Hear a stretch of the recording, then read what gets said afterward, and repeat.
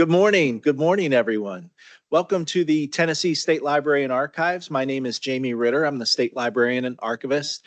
We're just thrilled that you're here. We have a great day planned. We're grateful to have Taneya with us as our keynote speaker.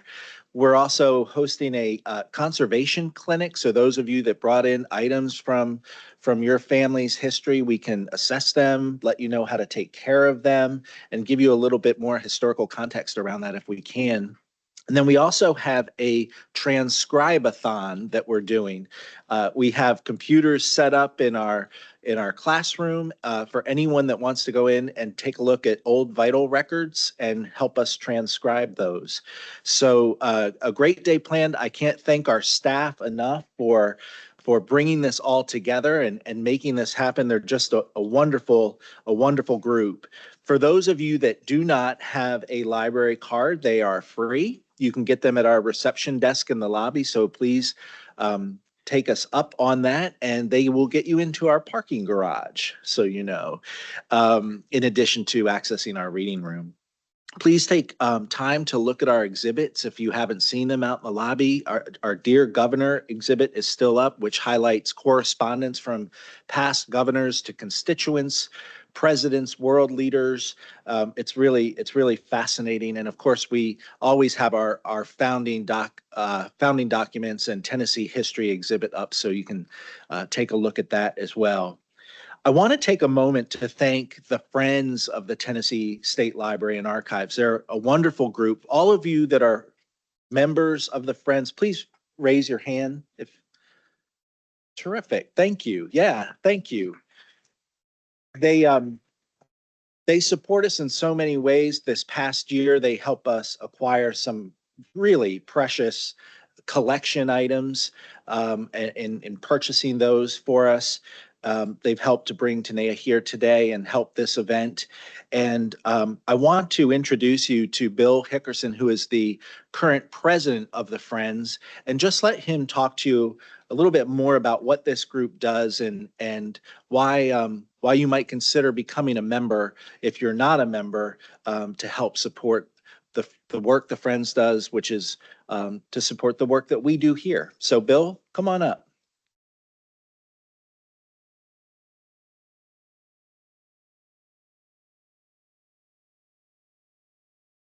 Good morning, everyone. It's exciting to see this great turnout, and we're so pleased that Taneya is here, so thank you so much. And yes, the Friends of the State Library and Archives is, of course, a support group. And one of the primary, as Jamie said, one of the things we do that we feel really good about is that we are sometimes able to help purchase things that come up for sale. And a lot of times it's very time sensitive. And if you know anything about state government, you know, it takes a while to get purchases approved and so on. So we're always honored to be able to help with something like that. And when I saw so many hands that did not go up, I thought, what a great pool of potential members of the Friends of the State Library and Archives. So please go to our website, which is friendsoftsla, all one word, .org. And it's not expensive, but we'll keep you informed about what's going on, and maybe we can all accomplish even greater things together. And also this Thursday evening, beginning at 7, we're going to have our annual meeting, statewide meeting, but it's going to be virtual this time. And we have a renowned genetic genealogist, Roberta Estes, is going to be speaking. We're going to have a conversation with her. So it's free. And if you just, I think, Mark, you want to tell us a little bit about that?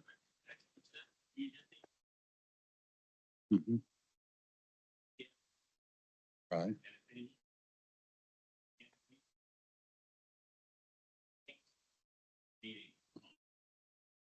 It's Thursday night, before the 7th. Right. Perfect. And by the way, if you need more memory, I've got little cards with me with that. Yeah, I might need one of those. Well, thank you. We hope you will join us, though. She's fascinating. Check out her website, which is DNA Explained, and she's written hundreds of articles. She's written books all about genetic genealogy. Her training was as a scientist, but she'd been a passionate genealogist for years prior to that. So she's merged the two to become really an expert in the field. So come join us. Thank you.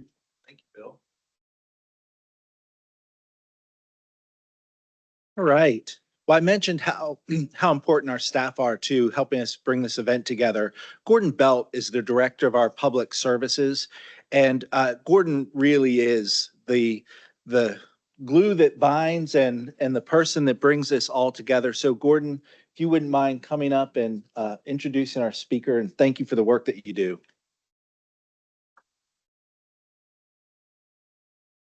Thank you. Well, before I introduce our guest speaker, I just want to give credit where credit is due. We have an amazing team here at the Library and Archives, from the leadership to the staff, our colleagues. They're really all in to help us pull together an event like this. It doesn't revolve around one person. And so I just want to make sure I acknowledge that. And I want to give credit where credit's due as well to our previous state librarian and archivist, Chuck Sherrill, who Family History Day was sort of his brainchild. And we've been doing this for more than a decade, and it's always a fun time to bring families together and help them navigate the records that we have here, and maybe find a piece of history that's in the collection that will help them break down those brick walls that they've been trying to break through. So just I want to thank everybody who's been involved in this. So thank you. So now it's my pleasure to introduce our guest speaker, Taneya Koonce. So Taneya is a genealogist and information science professional who's been active in the family history field since 2005. And she's published numerous articles and presented several different presentations at many different venues, both online and in person. She's has an active interest in technology and using technology to help with your family history, using historical newspaper research. She's very interested in photo and file organization, and I've gotten a lot of really useful tips watching her videos online for that, and genetic genealogy as well. As so she's got a wide array of expertise. And today, she's going to be talking about a Tennessee Tapestry, your guide to the county-specific family history resources at the Library and Archives. So when you leave this presentation, you'll be able to have some sort of hands-on information that you can come to the reading room upstairs on the second floor and utilize that knowledge. And our staff, our public services staff, our friends volunteers will be there to help you with those questions you may have. So I invite you to do that as well after the presentation. So without further ado, Taneya Koonce.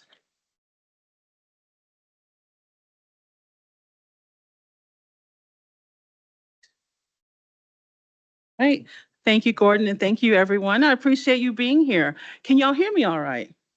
Excellent. I'm wondering, is it possible to dim the lights at all, or are we going to have full lights? It just might help a little bit with seeing the items on the slide. But no, thank you for the invitation. I'm so happy to be here. Some of you know, some of you don't know, but I live in Tampa, Florida. So I came back special to Nashville because I really am such an advocate for all the great work and resources at the Tennessee State Library and Archives. So I'm just really pleased to have this opportunity to have this conversation and share with everyone here today. I will say that as I talk, I do invite questions. So you feel free to just raise your hand. I don't mind stopping to be more clear if there's anything I'm saying that maybe you want more clarification. And I will offer my slides to anyone that's interested. So I have my email address at the end, and you're welcome to email me, and I'm happy to share those too. Oh, and I have some technology built in. So if you have your cell phone, have it handy, because we're going to try out a few interactive polls. We'll see if it works. All right. So I thought it would be fun for me to share where my passion for the Tennessee State Library started. So I've been here I don't live here in Nashville. I moved to Nashville in 2005. And at the time, I was seeking a way to do some volunteer work for the genealogy community. And my own ancestry is not based in Tennessee. I don't have family here. My family is from Eastern North Carolina. But my last name being Koonce, I was researching different Koonce families and learned that there were some Koonce families that migrated from North Carolina into Tennessee. And as I've researched my own family history, I'm researching individuals that were enslaved. So part of that is researching the enslavers, and some of those Koonce families that migrated were people I were interested in. And then I learned that the Tennessee State Library had this collection of newsletters. They were called the Koonce newsletters. And I thought, that's weird. Why are there Koonce newsletters here? But there was a Koonce family that lived in that Davidson County, Tennessee. So one of my first trips to TSLA was to visit those newsletters. So this is a picture of me visiting the newsletters. I had participated in a social media campaign for TSLA a few years ago, but this is the first way that I really became ingrained in all that TSLA offers, because I benefited so much from being able to access these newsletters, which were not available online. And so the focus of my talk today is to really focus on materials that are not available online. So we'll talk about some of those, because it's so easy to go online and find information, but there's so much that's not online. So okay, let's see if this works. This may not be big enough. Can you try and scan this QR code? Because I had a great discovery, so I'm curious to hear about your discovery. So let me know if this code works, if you get to take into a poll. Is anyone able to bring it up? Okay.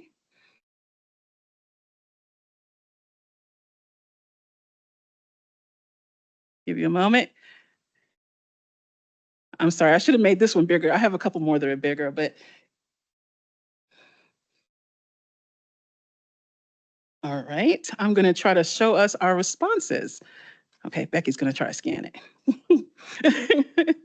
I know that one's small, but the others will be bigger.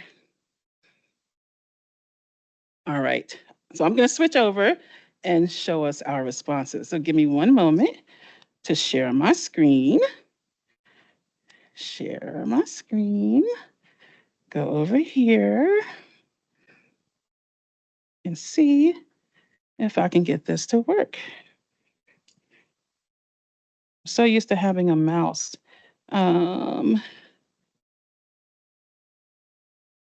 Okay. Oh wait, I know what I want to do. Go here.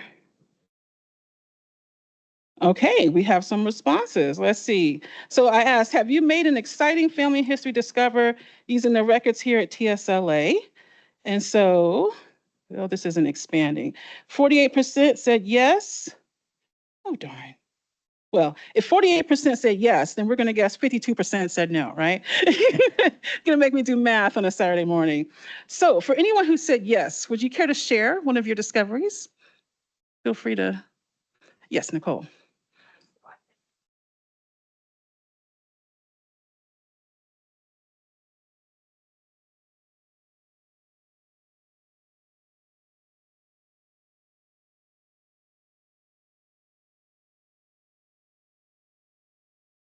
So yes, so Nicole shared that she found her ancestors from Revolutionary War, Virginia. And that might not be something you think about when you think about Tennessee records. So that's a very good point.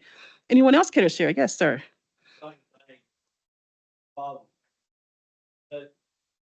And Kentucky. Grandmother Kimberly Mm-hmm. and Kimberly Knight. And that record is informational. Excellent. That's a very unique type of record too, thinking about mining resources. So thank you for sharing. And I'll take one more. Yes, Bill.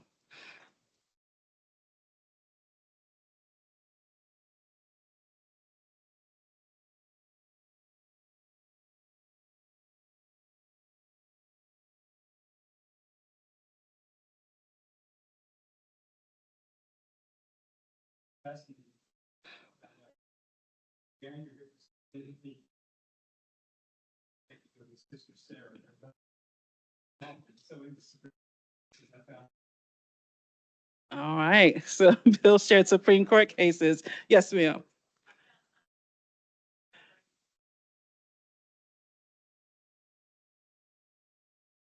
Oh, wow. Okay, a relation to the Bell Witch family. Wow.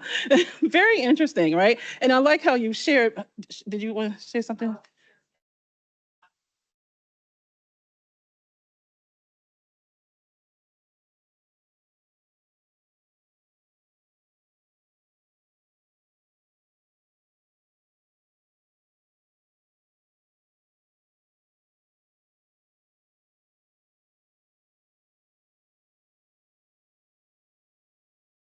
but who was there. Oh, that's amazing. Oh, I love this. And the reason I asked you all to share is because we learn from each other, right? It's good inspiration to think about the different ways that we can learn from the historical records. So I named this talk a Tennessee Tapestry, and I want to make an analogy to tapestries. So if you've ever seen or learned or watched a video about how tapestries are made, they're made on the basis of threads that are interwoven together. So as we look at this picture, we see these vertical beige threads. Those are referred to as the warp threads. Those are the foundation for the tapestry. And then the weavers use what are called weft threads to weave the colors and the designs on top of this foundation. So I like this analogy because in family history and thinking about the records here at TSLA, we can think about the records being the foundation, right? These are the foundational records that help us as we weave in the details of our own family to figure out what the big picture is, what tapestry are we going to create. So the way I've designed this presentation is to have two parts along these lines. So for part one, I have some tips that I'd like to share that are helpful when we think about how to work with the records. Like these are the weft threads that you weave into the foundational threads, which are the county records themselves. And I chose to focus on county records because that was my kind of initial foray into the records here. And we'll talk about the reading room because the reading room has records that you can access based on counties. And we're really only going to touch the surface. Like there's so much more than what we even have time to cover today. But I thought it might be helpful to think about how do you take what you know about your family? How do you take the tips and strategies for working with these records and build upon the foundation that TSLA provides? So for the first part, preparing and working with TSLA records. Now, as Gordon mentioned, I love technology. I use generative AI all the time. So I asked the generative AI program to create a photo of someone working with historical records. Now, TSLA is much more modern than this picture, right? This is kind of dusty archives, and we're not having that experience here at TSLA. But it goes to show we have this wealth of records that are available to us.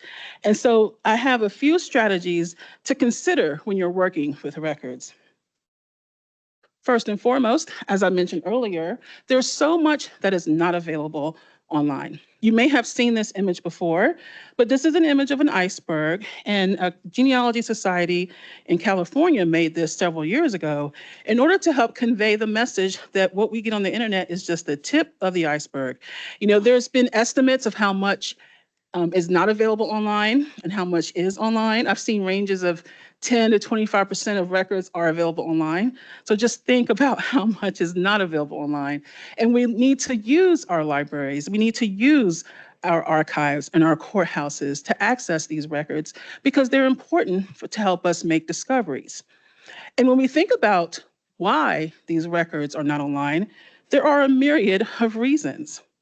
These are just some that I've listed here. I'll just briefly describe some of the reasonings. We may have records that are still under copyright and legal restrictions, so they're not able to be digitized and made publicly available. There may be privacy concerns. You know, these are records about people's lives. Sometimes living individuals are mentioned. There's the cost of digitization. It's not free. It takes cost and resources in order to make that happen. Files have to be prepared to be organized. You need to know, what you have in your files. Are they organized in a way that you can easily digitize them? You need the right equipment to do it, and the equipment can be costly as well. The digitizing process is one that requires careful thought and planning and making sure you're digitizing records in a way that they're going to be preserved for the future. You need to have the ability to create descriptions of the records so that people who are using them online know what they're looking at and know what they can expect from them. There's also the cost of storage and backups for the digital records that are being created. And then there's the cost of personnel. So there's a lot of reasons why records may not make it online. Now we are seeing more and more records become available, and that's fantastic, but there's still so much that we don't have access to online. And then because I know that maybe some of you are newer to the process, I just want to go through a few highlights on what that process entails. And this is just a quick overview. You know, you need to decide what it is you're looking for. Oh, and I recognize I might be kind of small, but you need to decide, what are you seeking to know? Come up with your research question and make a precise research question. I have an example later of some tips to help with that. Then you need to explore, and it starts at home, right? You've probably heard this. You start with what you have available at home. You talk to your family members. You look at, you try to collect records that you already have, because that's going to help you identify what you need to know. Then you start your research process and go look for records to supplement what you need to know, help you fill in those gaps. Of course, you want to be organized and share. I'm a librarian by training, and I'll tell you to be organized. But of course, that comes in so many different shapes and forms. We do not all do it the same way, but find a way that works for you so that you can keep track of what you're discovering, so you don't, forget what you've learned, and think about how you share that with your family. And importantly, you begin the process all over again. So it is a cycle. You go through this cycle over and over again to continually build upon the knowledge you have about your family. All right. Tip number 2, get to know the counties. Gordon mentioned Chuck Sherrill, and this is a picture I took some years ago, right after the library opened. And we have these beautiful digital displays here in the lobby. And so this is Chuck showing how to access information about records based on county, because geography is critical when we're doing family history research. Many of our records are kept at the county level or parish level or town, depending on what state you're researching in. And so it's important to understand the counties of your family members. Counties are also important because jurisdictional boundaries may change. So you may find your ancestors living in one county in 1 year, and then 10 years later, they're in a different county and haven't moved. It's just that the boundaries may have changed. And get to know your neighboring counties, because sometimes people will go to other counties. I was helping a friend of mine do her family history, and one of her biggest mysteries is, why did her family, her great-grandparents, go to the next county to get married when they didn't live there? And so we did some research to try to figure that out. So understanding your counties are important. So your counties, let's try this. There's another QR code to scan. Oh, wait a minute. Oh, wait, this is not going to work. Hold on. I have to do something first. 1 second. 1 second. 1 second. Okay, let's see. Oh, I got to deactivate the old poll and activate this one. Okay, try now.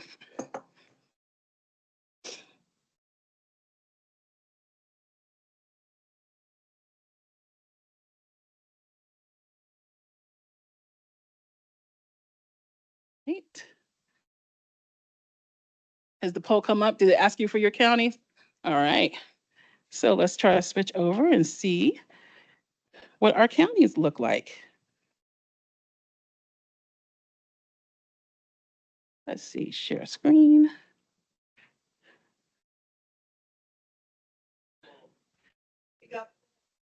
It got full. Oh, too many responses. Oh boy. Oh boy. Okay, see, technology. Let's see. Okay. Oh, that's the old one. Hold on.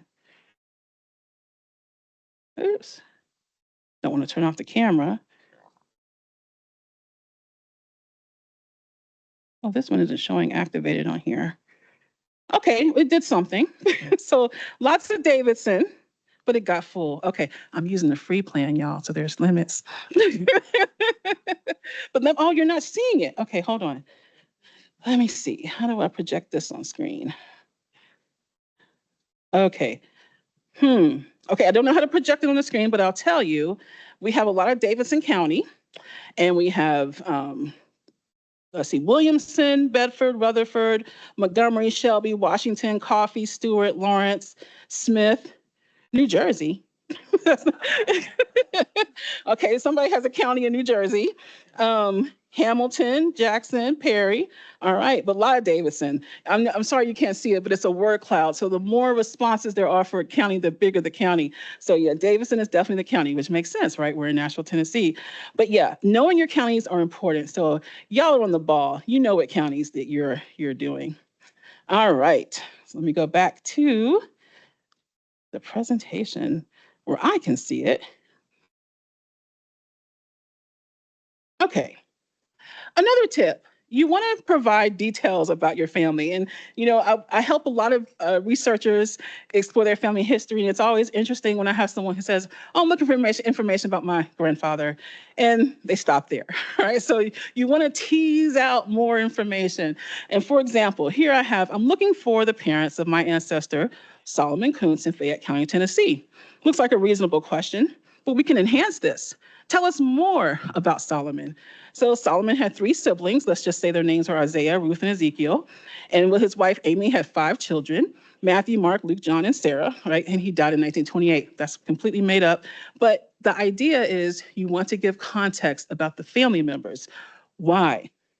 Because our genealogy records are not in isolation. They're not going to just mention your one person. They mention family members, siblings, children, parents, right? We need to have a full picture of what you know about the family in order to help you be more effective.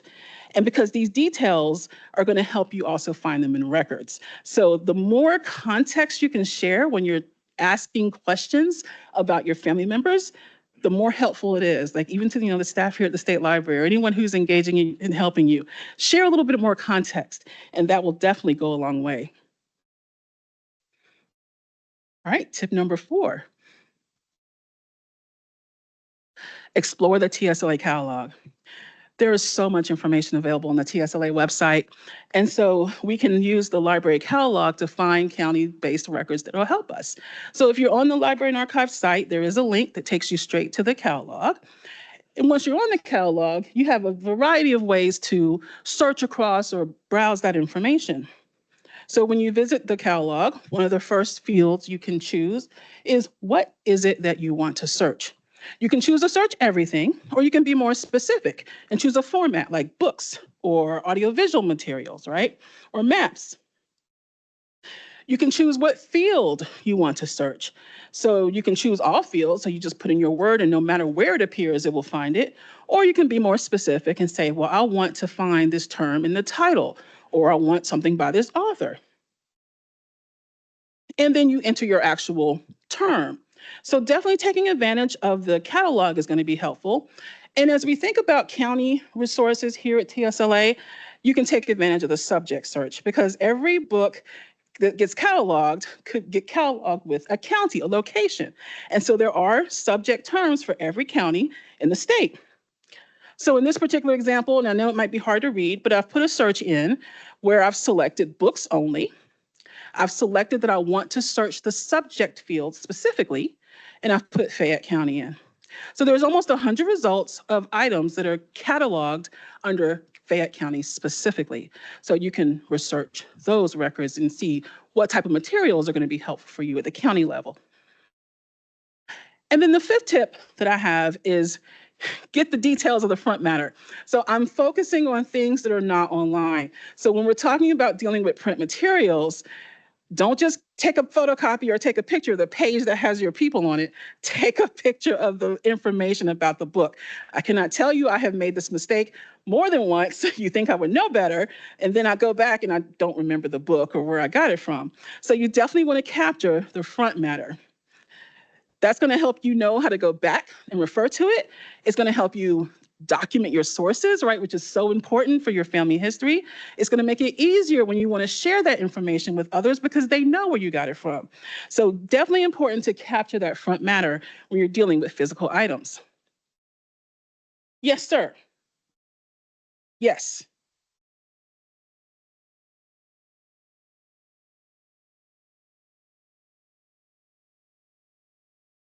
One more. Okay. Uh-huh.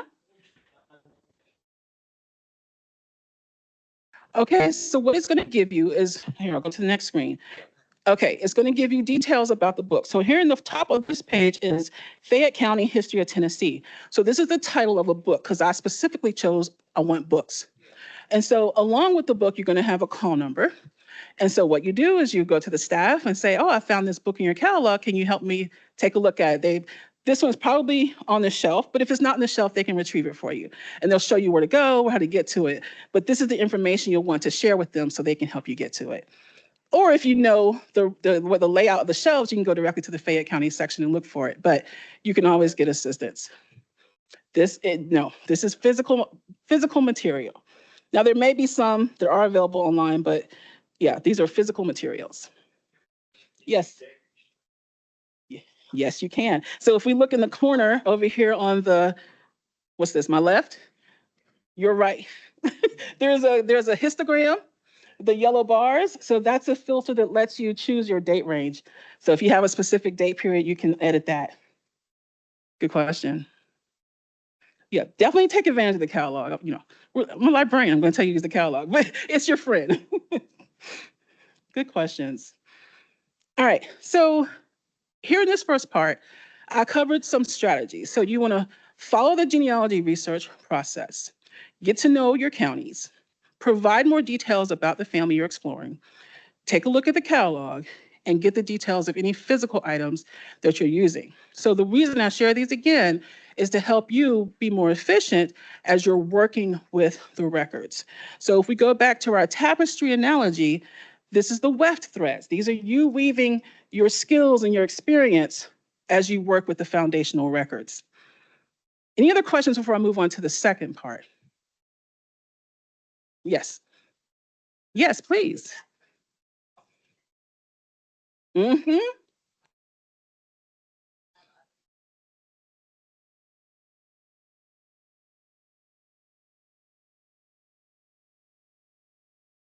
Yes.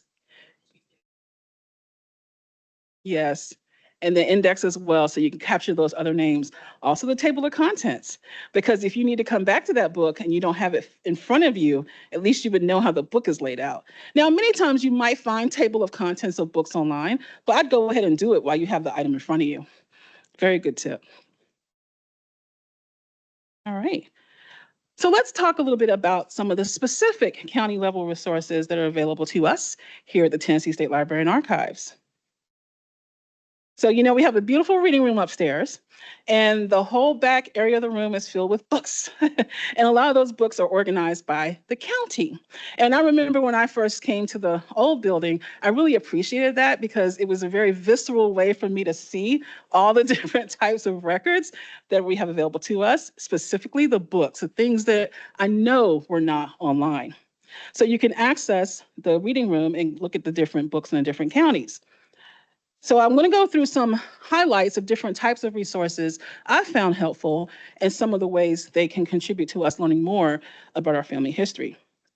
Now, this first one I'm going to start with is a webpage that's on the Tennessee State Library and Archives site, and it's their genealogical fact sheets. But I love these fact sheets because they're focused on a county. So you can go to the site and pick your county, and what it's going to offer you are a list of resources specific to that county. I always encourage us as researchers to get familiar with what resources are there for our county. So if I were to scroll down the page, it's just an alphabetical listing of all the different counties, and I can pick which one I'm interested in. So here I have a screenshot of Fayette County, and I'm not going to show you the whole page, but I'm tell you a little bit about what's here is you get a little history of the county, highlights of different resources such as county histories, local records, what's on microfilm for the county, newspapers, we'll talk about newspapers, and then additional research aids to help you. So these are good, quick ways to get familiar with what's at your disposal for a county level record. And a lot of these will be things that are in physical form, may not be online. Newspapers. So the Tennessee State Library and Archives does a fantastic job. It has been for years digitizing and collecting newspapers from across the state. That picture is kind of small, but that's the back area where some of the newspapers are collected and prepared to be digitized. Now, also on the site is a page that lists newspapers by county. So it's also important to know what newspapers will be relevant for the counties that you're researching. And I mentioned earlier, get to know your neighbor counties, because it could be the case that the main newspaper that your family may appear in may not be in their county, it might be in the county next door. So it's important to get to know your neighboring counties. So this is a helpful page because you go to the county of interest. So this is Fayette County, and it's going to list for you the different newspapers and the holdings that are here. There's a lot of newspapers that TSLA has digitized and put online. There's even more that are not online. So it's important to understand what you have at your disposal in print. And I'll give you an example, and this is why I love historical newspapers. So this is an obituary from a man named E.M. Miller, who died in 1957. And this is the Lauderdale County Enterprise. So this is a newspaper that I came in one day and actually scanned because it's not available online. And he lived from 1882 to 1957. So I pulled his obituary and I went to go look. Are other researchers, do they have his obituary? Well, I looked up on Ancestry, and there are about 20 people who have him in their family tree. He has a Find a Grave profile, and he also has a profile on the Family Search Family Tree website. So there's, information about him online. However, no one had his obituary. And you may know that as you're doing your research, it's important for us to do our due diligence and capture all the records. So even though his obituary is available in print, it hasn't been put online by anyone. And I wonder, do these people have it, right? The obituaries can be filled with information to help us fill in the gaps of what we don't know. And I see this time and time and time again, where there's critical information in newspapers that people may not capture or may not know of because it's not online. Like there's so much at our disposal.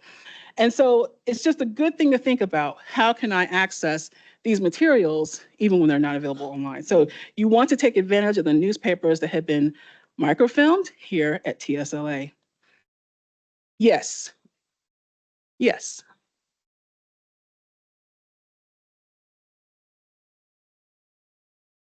Mm-hmm.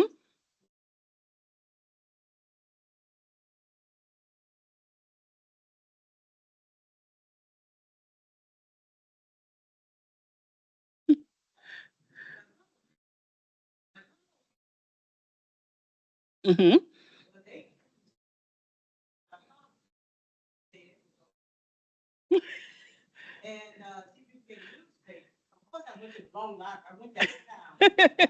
The public library, yeah.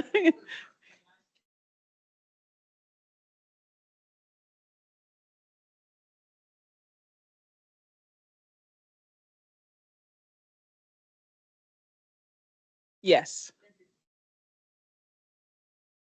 yes. Wonderful.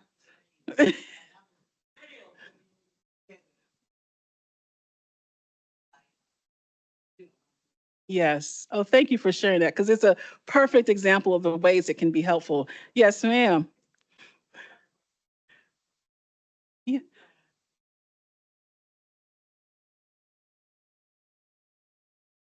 Okay, good question. How far back do they go? It depends. So it depends on the publication. There are some papers that have been like the Lauderdale County Enterprise. I think they're 150 years right now. There are other publications that haven't been around as long. There are missing issues of newspapers. So while you may find a newspaper, maybe there's a few issues missing because no one has a physical copy. So again, using the county fact sheets, when you go there and you look at the newspaper list, it will tell you the time spans of the paper. So you want to figure out what time span you need, figure out where it's held, and figure out if the issue is there. Because it really just depends. There's no consistent date. Newspapers can go back to, late 1700s, early 1800s. Some newspapers didn't start till 1900. So it just depends. Yes, ma'am.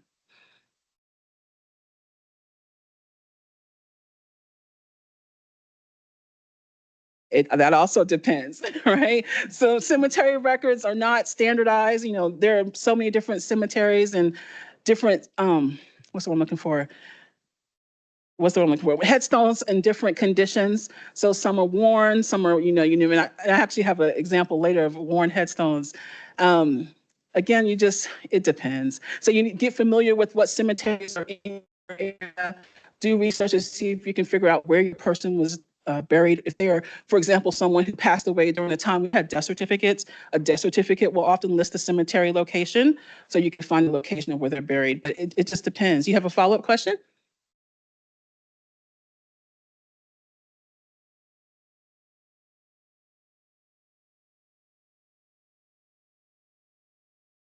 Okay, property. Mhm.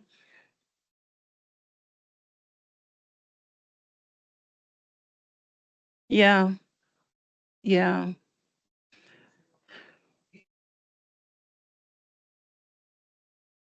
Yeah, you want to, what I would do is suggest speaking with a staff person here. They can help you explore the different ways to figure out, how you might access the property records. We have very good resources, even at the state level for cemeteries across the state of Tennessee. So you can get connected with that team because they're collecting information on cemeteries all around the state and the different status of those cemeteries. So speak with a staff member about your particular area of interest, and they can help you navigate that.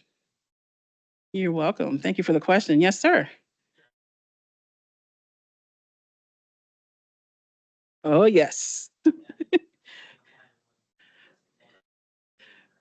Billion graves. So here on the slide, I have a screenshot of the site Find a Grave. So millions of burial records across the world. There's also billion graves, as this gentleman mentioned.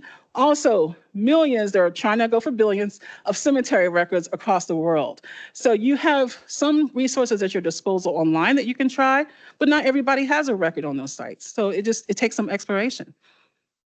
Thank you. Yes.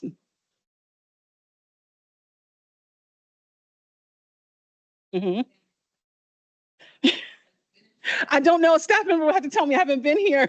So they are microfilming the newspapers because unfortunately, the equipment used to read okay, I should say this better.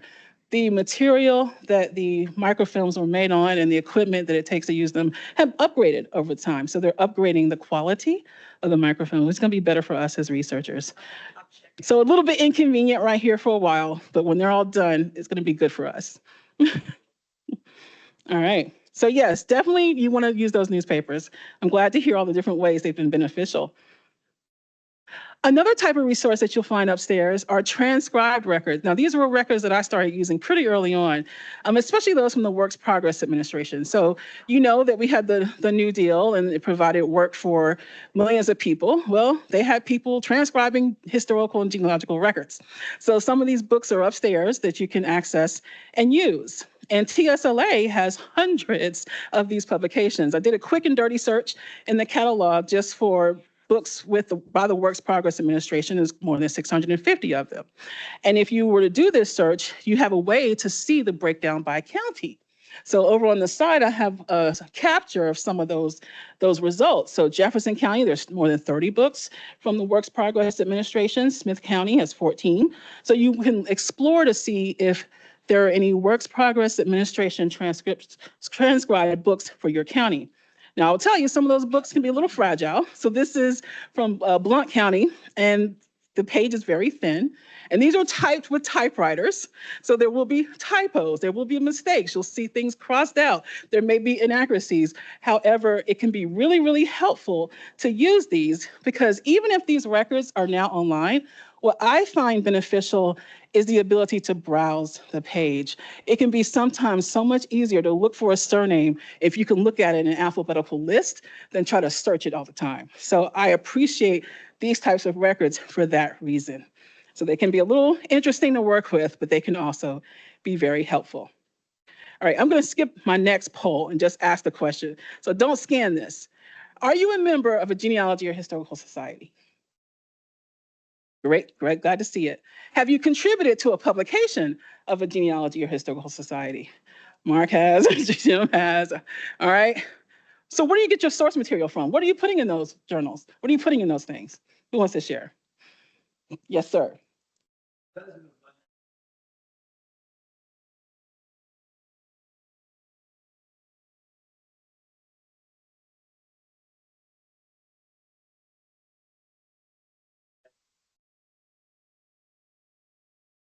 He was living at the time and also the county where the great animal was. They didn't have a copy of those books. Just PDF that scanned in to give them that in the PDF format. Excellent. Anyone else want to share what they've contributed? Yes, ma'am.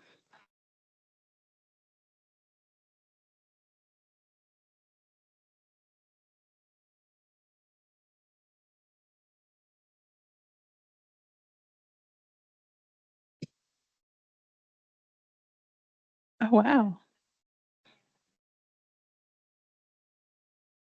Wow. That's excellent. Yes, sir.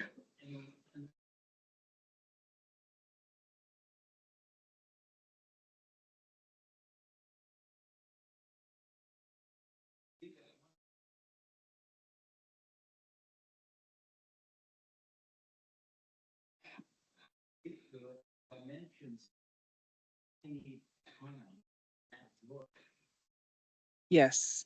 Yes, it gives you, the fan club in a way of your ancestors and who they were around and who they were interacting with. Yeah, a lot of great material gets added to publications from genealogy societies, historical societies, and you can find so many of them up on the shelves. There are societies that have been publishing journals and newsletters and quarterlies for decades. Are they online? Not necessarily. Do they have your ancestors in them? Very likely. And so it takes a little bit more work to use them. There are indexes you can use online to search and see if there's content that might be relevant for your family, or you can just go to the shelf, pull it off, and spend some time browsing and exploring it. I was doing some research on African American families in Blount County, and the Blount County Genealogy Society, I'd found an issue where they profiled this gentleman I was researching. There was like a 4 to 5 page write-up about him and his family.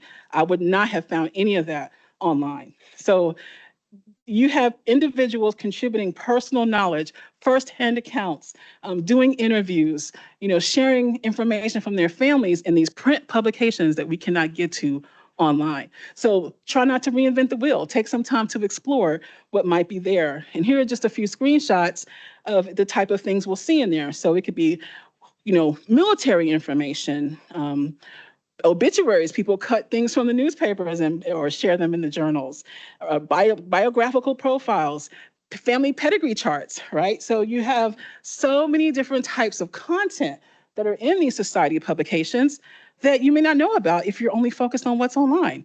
And so they are part of the different county collections upstairs. And so you can go to a county and see if there's a publication there from a local genealogy society. All right. Another type of county-specific record that can be extremely helpful are your local history and pictorial books. So I love these books. These books can be hundreds of pages thick, like tons of content about a county. So I have a couple screenshots here from Lincoln County and Grundy County, but you will often have in here firsthand accounts as well, people contributing what they know about their family, contributing personal family records to these local history books. You may have biographies of early settlers, histories of churches, schools, businesses in the area. So very important for you to seek out a county local history and see if there's anything in there that can help you in your research. So again, you would go to the reading room, go to the shelf and see if there's such a county. I research Koonces. I think I mentioned that already, right? And so this is a screenshot from, what county is this? I want to say this is Lincoln County. This is a screenshot from the Lincoln County local history book. And to give you a feel for what's in here, you will find these biographical profiles, often pictures. People will submit pictures. And so it can be a good way to get information. So this lady here, pictured here, her name was Ophelia, and she was a Koonce by birth, and she married a guy whose last name was Muse. And she's part of my research project. I have researched her family line, so I can use resources like this to continue to build out the tree. And I don't have a picture, unfortunately, but I want to share this story. I have a friend, I was researching her family history. So, everyone knows how obsessed I am. So I was talking to her one day and she goes, well, my family's from Campbell County. I wonder if you can help me, find a little bit more information about them. So she's a descendant of the Walden family of Campbell County, Tennessee. And there is a book here that I accessed, Campbell County, it's a history. I can't read it. History, places, people, happenings, traditions of the county. And when I opened the book and looked through the book, there were more than 20 pictures of some of her Walden family ancestors. So I was able to bring that back to her. These were not available online. It's the local community that had put this book together and published what they knew about the Walden family. So she was thrilled for me to bring that back to her. Okay, another type of resource we have are compiled and index books. So by these, I mean books where a group or organization or a person has taken the time to go systematically through something like newspapers and extract information. So we talked about newspapers earlier. You can access many online. You can go to the microfilm.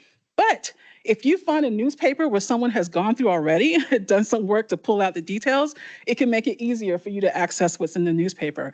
So these are screenshots of some newspaper index books. So I believe the first one is Montgomery County, which this index is now online.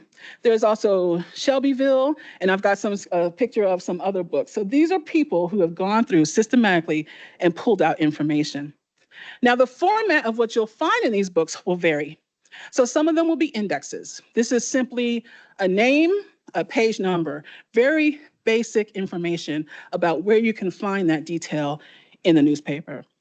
Some of them will be abstracts, where they go through and say, okay, this is an obituary for Sally Koonce, and she was from Campbell County. She was 78, and she left to mourn her loss, a husband and 3 children. So it's a little bit more detail than you get from an index, but it's still not word for word. You may also find transcriptions where they're word for word transcribing the obituary. So I just have a few screenshots of different formats that you might find in some of the books upstairs that are extracting information from newspapers about what people have passed and details about them. So in the first screenshot, this is an extract of the death notice of Mrs. Selena or Lena Koonce. And so it's got details about her. It's more than an index, but it's not a transcription. So you would still want to consult the original obituary. Even if it is a transcription, do you still want to consult the original obituary? Yes, because maybe a mistake was made. We're all human. But these can definitely help you find those records. All right, now I have a good story about how one of the books upstairs was helpful for me. So the Koonce to Koonce newsletters that I showed you at the beginning were written by a man named John Koonce, and he became a good friend of mine. And he lived up north, but would come down to Tennessee because he, had Koonce ancestry here. So one of his trips down here, he said, Taneya, come with me to Lincoln County. We're gonna go look for a cemetery. I said, okay, John. So I go with him. We're looking for this cemetery, and we're going down. We get to Fayetteville, and we're going down this road, and it's like road with trees on both sides. I'm like, where are you taking me, John? And we get down to the end of the road and we encounter a house. And so he actually pulls up into the driveway, and this lady comes out. So the lady with the back of, you see the back of her, she comes out, and we say, well, we're looking for the cemetery. Do you know where it is? She goes, yeah, it's right next door. And we pull out a map, and she's explaining where the cemetery is. So we go to look for the cemetery. Well, this is what we had to drive through to get to that cemetery. Like, what? And it was behind a gate. So somebody had to come open the gate. We had to drive back down the road. She said, well, to get to the cemetery, you got to go to so-and-so house. She lives down the road. So we went to her house. She goes, okay, I can't explain how to get there. Just follow me. So this was her truck. We followed her into the cemetery. And I wasn't dressed to be hunting around in cemeteries this day, but this is how high the foliage was. So we're in the cemetery exploring, and it's very, very overgrown. It was really hard to see any headstones or see who was buried there, but he knew the existence of the cemetery. He had to find it. This was his 3rd trip down to find it. Now, what was funny is the cemetery was called the Koonce Cemetery, but it was called actually the Koonce-Grills Cemetery. It was 2 families. Well, when we were going down that road, I'm like, where are you taking me? There was another car that turned down the road at the same time as we did. I'm like, okay, who is following us? Well, it turned out that these other individuals, so the gentleman here and the woman here, they were Grills family members. Both of us just happened to be going to find this cemetery at the exact same time. The Koonces from John's family, the Grills they were descendants of, and we're out here looking for this Koonce Grill cemetery. It was wild. Now, what's funny is, okay, John is the guy in the middle with the sweaty shirt, right? Next to him is his nephew, Dan, in the yellow. And I had my daughter with me that day, so she didn't get out of the car. She refused. She did not get out of the car. She's like, no, it's scary. I'm staying in the car. But when we introduced ourselves to the woman and the other family, John goes, hi, I'm John Koonce. Dan goes, hi, I'm Dan Koonce. I'm going, hi, I'm Taneya Koonce. Well, it turns out they thought I and Dan were married. So we're not married to each other. Dan's not my husband, but our last name is Koonce. So it's our running joke now that he's my husband, I'm his wife.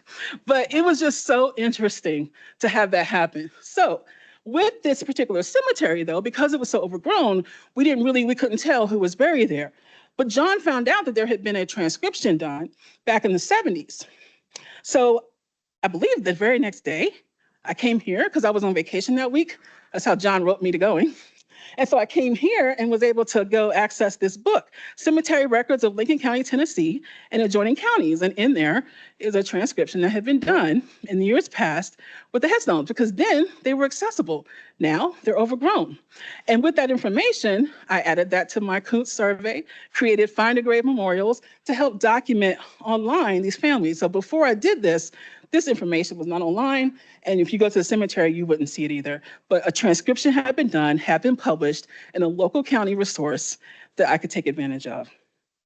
So we're coming down to the bottom of the hour here. So I also want to come back to the point that Nicole mentioned. It's not just Tennessee, right? The focus here is Tennessee, but there are also many collections and books and county level resources for other states. I have family from North Carolina. I'm able to come here and access North Carolina County information. There's information from Kentucky, from Virginia, I think from South Carolina. Like there's just bordering states, there's information here to help you. So it's not just Tennessee. Now I cheated a little bit earlier when I showed you this picture because it's not the Tennessee County records. This particular picture is North Carolina records. So I spent a lot of time in the North Carolina section too. So just remember, we have so much available to us. The Tennessee State Library and Archives, you definitely want to take advantage of their website. It's easy to see what information is available for us as researchers and genealogists. And I just invite you to consider, this theme that I presented of thinking about this as a tapestry. We have the foundation that the records gives us, and we're able to weave our family history details into that. Now, I do want to try and play a clip about the weaving process. So let's see if I'm able to make that happen. Okay, we're gonna close this. Move that out of the way. I gotta share sound. All right. All right, so this is a video from the Getty Museum about the art of making a tapestry. And so there's a little clip that I wanna play because I find it particularly poignant. Minimize this. Oh, you're not seeing it, darn it. Okay, I need to.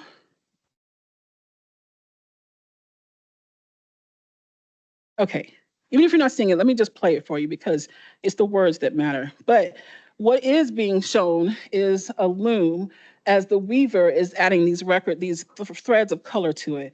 But let me see if I can play this.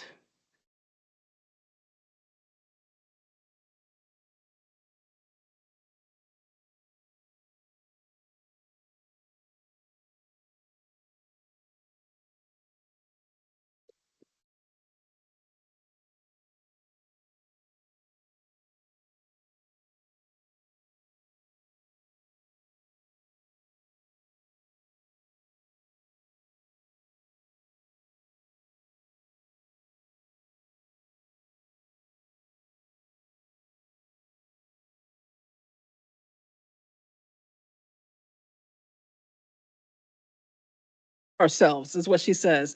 So think about your own family history. Like we are bringing this experience and the skills to weave what we know about our families to create the tapestry picture of our ancestors' lives. And in doing that, we are honoring their past and bringing it forward for the next generation. So I invite you to take advantage of the records here at TSLA, explore what's available to you, spend some time to get to know what's not available to you online. It will really increase and enrich the tapestry that you create. So I thank you for your time and invite other questions if you have them. So yes, so if you want the slides, my email address is Taneya, and you got the spelling from the program, @gmail.com. Just send me an email and I'm happy to share it with you. And if you have questions, I'll have a microphone here, so our online audience will be able to hear your question. Hey. Oh, yes, ma'am, sorry.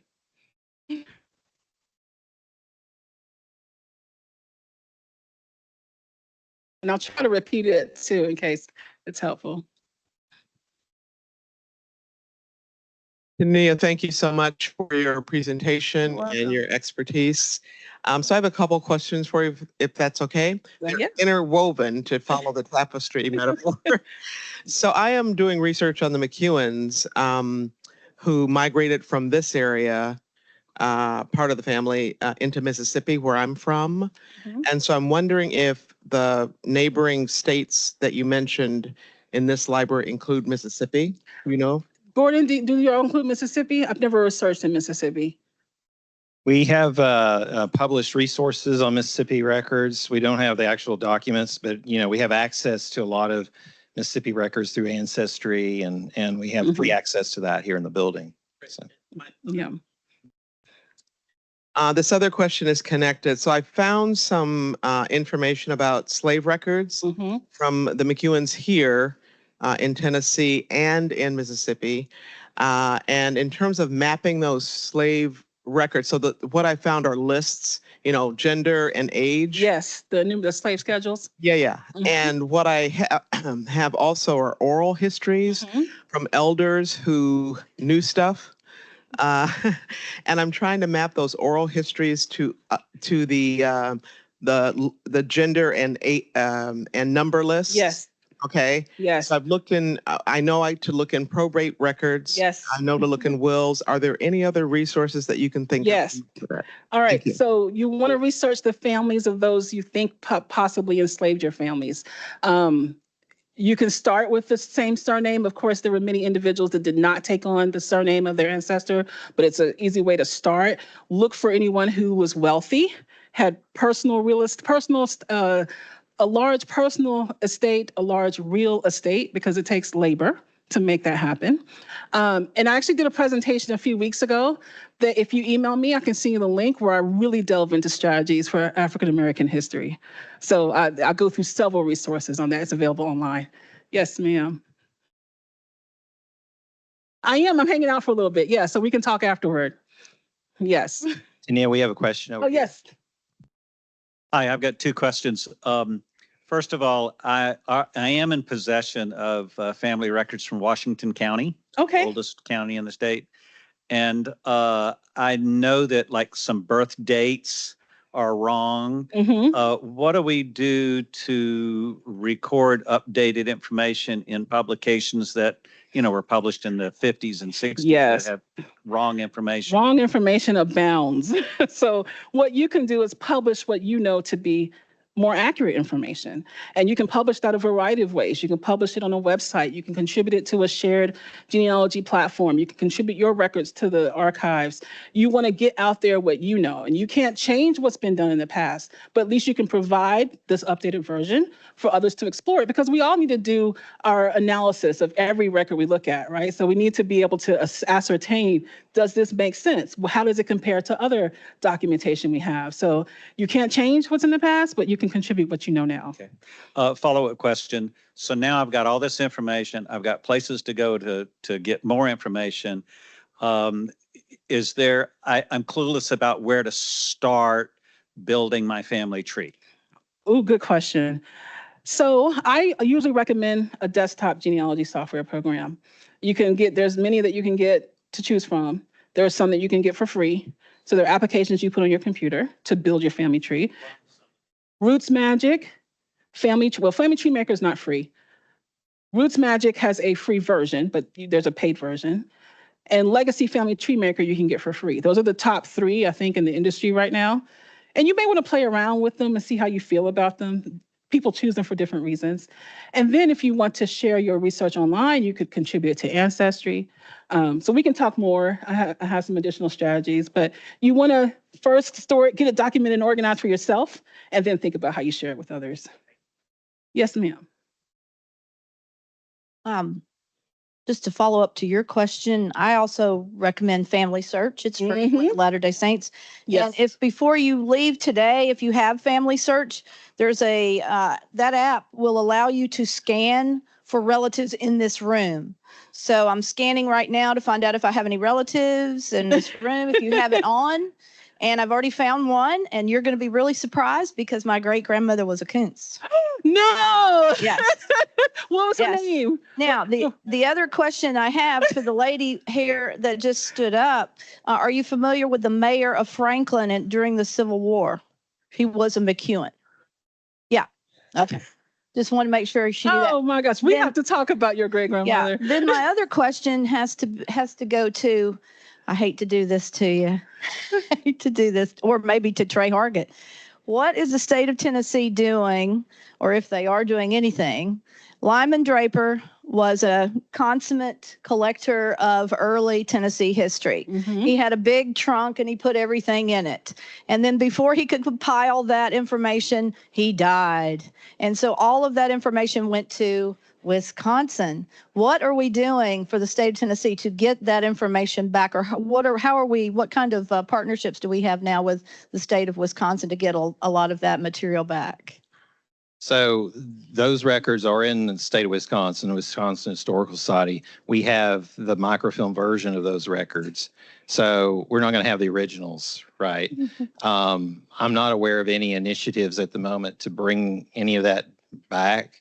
It's my understanding, since Lyman Draper was really involved within his Wisconsin Historical Society, that it was probably his desire that the originals remain there. But what we have access to are the microfilm records. And so what you see on microfilm is a microfilm version of the original.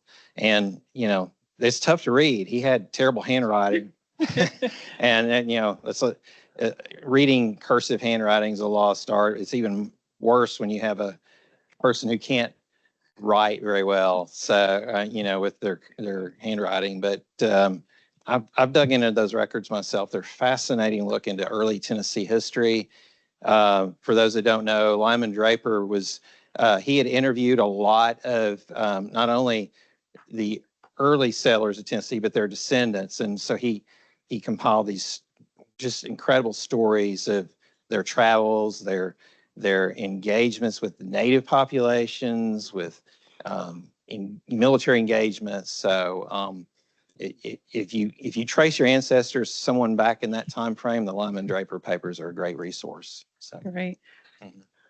Any other questions? Yes. Dark hoodie, just Yes. like one of my ancestors sued one of her ancestors in court. Oh, no. Okay, yeah, we can stay friends. Any other questions? I'll be around, so if you want to come up to me later, that's good as well. And I have a Facebook group, Academy of Legacy Leaders. So if you're online, I welcome you to join it. A lot of posts about genealogy, education, resources, inspiration, right? I really believe strongly in that we learn from each other. So it's great to share our stories. So I invite you to connect with me. And again, my email address is taneya@gmail.com. I'll send you the slides if you want them. So Thank you so much, Taneya. Let's give Taneya a big hand.